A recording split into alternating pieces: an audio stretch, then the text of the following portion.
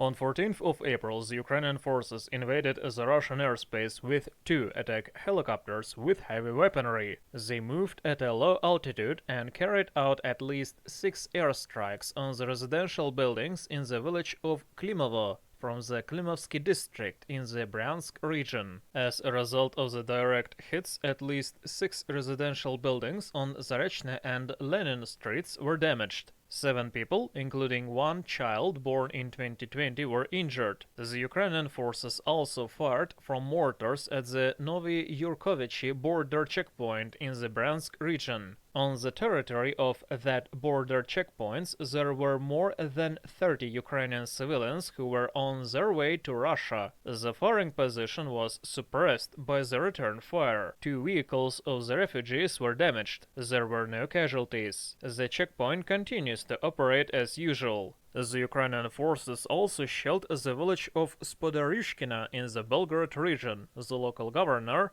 Vyacheslav Gladkov, reported. There were no casualties or damage. It was still decided to evacuate the residents from the villages of Bezymeno and Spodaryushkino. The Russian Ministry of Defense reported new data about the special operation. In the city of Mariupol over the past night, 134 additional Ukrainian servicemen, including 14 officers, laid down their weapons and surrendered. Over 1,000 of Ukrainian Marines surrendered during the day. The demilitarization is going well. In the recent days, the number of destroyed Ukrainian military facilities went up. Over the past day, the Russian missile and artillery forces hit 770 objects, including 9 command posts, about 550 areas of accumulation of Ukrainian forces, a single S-300 anti-aircraft missile system, and an ammo depot.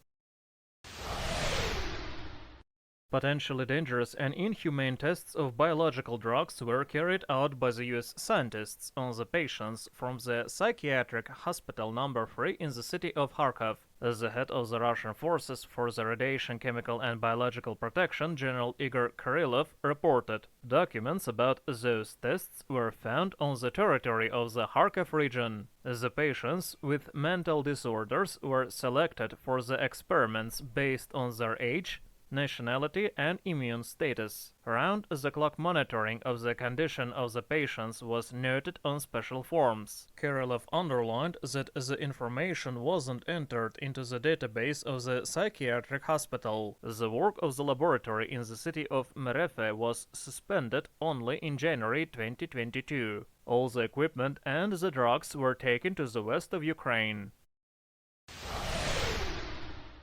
A fire broke out on the Russian missile cruiser Moskva. The entire crew was evacuated. The Russian Ministry of Defense reported that the warship remains afloat. The servicemen are taking efforts to tow the warship to a port. There were no reports of casualties. The cause of the fire is being investigated. Over the past night, it became known that a fire took place on the missile cruiser, which detonated the ammo. According to Dmitry Peskov, Vladimir Putin is being constantly reported on all such events, including the situation with the missile cruiser Moskva.